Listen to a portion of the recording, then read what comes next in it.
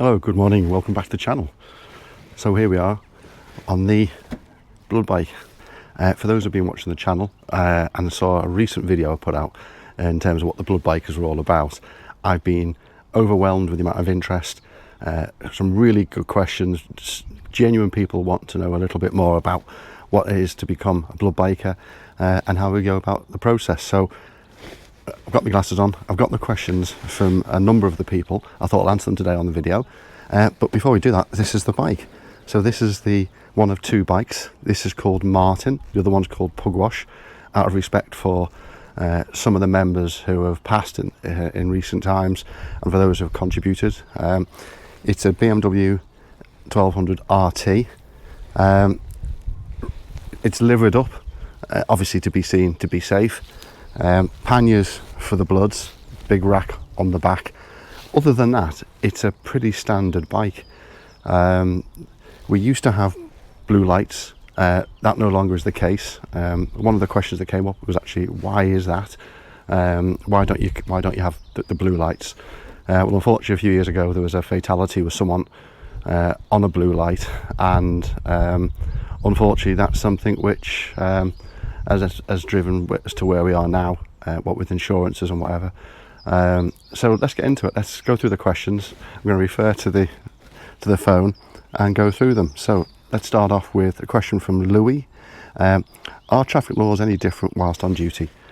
No, they're not. We have to observe the speed limits, we have to observe traffic lights. In effect, we are just a general, regular public member of the society, and we have to observe all traffic laws as if you were riding on your own bike or in your own car.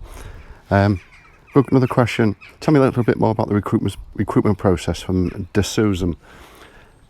It differs from region to region. I'm up here in the northwest of England. It was a really simple process. It's literally a case of reaching out, introducing yourself to one of the contacts on the website. All the information's on the websites. Introducing yourself, having just a nice, relaxed conversation, trying to understand why you want to get involved, and also an opportunity for you to ask more questions. And provided that conversation goes well and you're comfortable and you want to proceed, here in the northwest, and it might differ slightly from region to region, but there is a piece of training material you need to digest. It's a straightforward set of questions at the end, a little bit of a test, and that's around health and safety, working practices. Obviously we're carrying at times some materials which could be infectious, so it's how you go about managing that in the case of an incident, observing regulations, data protection. Pretty straightforward, comes through in a PowerPoint presentation. You have plenty of time to read it and do the questions at your leisure. Once you've done that and you've got through that, and they've done the sort of checks on your license to make sure you've been riding for a period of time, some regions will insist that you're an advanced rider. It's not the case here in the northwest. Having an advanced rider certificate is preferred, of course it is. As you know, I am an advanced rider, so I have the opportunity of riding the fleet bike. If you're not an advanced rider, though, we welcome you irrespective. You have to go through an assessment ride. Provided that goes through okay, and you've observed with a professional instructor and tester, provided that goes well and you've shown good discipline, good control, you're pretty much welcome into the team. And that's it really. And there's some checks you need to do, as I said, around your points and your insurance. And that's actually one of the questions that came up. How does it affect your insurance when you're riding a blood bike? I can't talk for every insurance company, but I'm with Bennett's, who are actually the broker. Provided that you've told them that it's on a voluntary basis, an ad hoc basis, and you're not getting paid for it, which of course being a blood biker is purely voluntary. Most insurance companies put a note on your record and there's no effect on your premium. That's what I found anyway, and that's what others have told me that their experience is. Certain regions allow you to use your own bike. That's from the Victorian paper. Well, yes, they do, but some others don't. Some others insist that you are an advanced rider and you do ride the fleet bike. It's a case-by-case basis based on which region you're in. So have the conversation with your local fleet manager. Again, details are on the website, and just ask those questions and find out what the rules are for that particular region. How does being a blood biker affect your insurance? I've covered that. That was by Mr. Buzzy Bear. Question from Diageo 767. Do you have to use your own bike for the first few months? In the Northwest, you do. You have to, in effect, it's provided that you've gone through the assessment and you're invited to be a blood bike rider. It's just about making sure you're committed to it.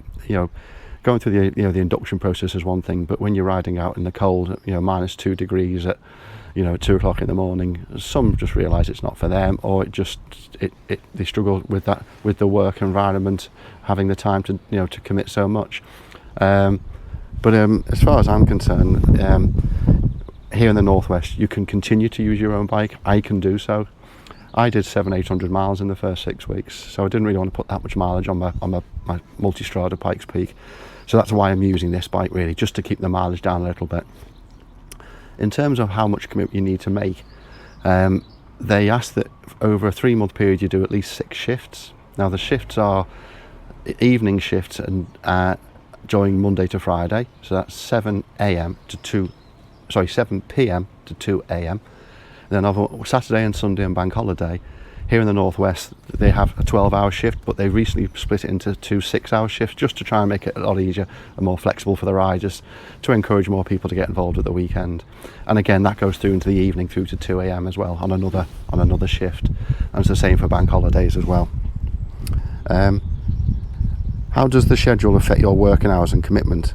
Well, as I just said, it's flexible. You choose your own shifts. They have it on a rota basis, which is online, and you literally, when go onto the rota and say, I want to do that evening, that afternoon session, that morning session, and you work it to your convenience. It really is straightforward and simple. In fact, if anything, it's a bit of a rush to get your name in there, because there's a lot of people wanting to take particular evenings. I work during the day, so I find the weekends are easier, although I do the evening shift. I mostly do 3 evening shifts to 1 afternoon shift.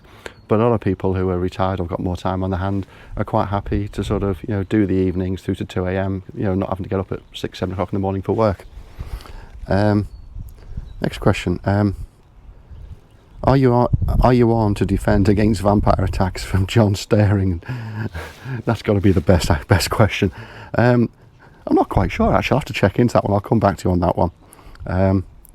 I just hate that you need an advanced riding accreditation to join in my region, and that's from Apps Pictures 9335. I can't really comment for your own region. I know here in the Northwest you don't need an advanced riding certificate unless you want to use the fleet bike. If you haven't got an advanced rider certificate, just have a conversation anyway. What they're looking for is people who have got a good history, safe history of riding. All I can say is go and have a talk with your local region controller and see what the local rules are. Are there any special requirements if you use your own vehicle? That's from MC Mickey 2. In terms of the bike, it just needs to be legal and safe. When you pick up this bike, you have to go onto an app and you have to do a condition report. Oil, water, wear and tear, leaks, tyres, static brake tests. So you do a variety of checks, all the same checks that you would do on your own bike anyway, but provided it's safe, it's secure, it's legal, and it's in good state of repair, you can use your own bike. The only thing they do ask for is, because we need to carry organ bags and blood bags, which are sort of yay big, you'll see here there's a big space here to carry the boxes.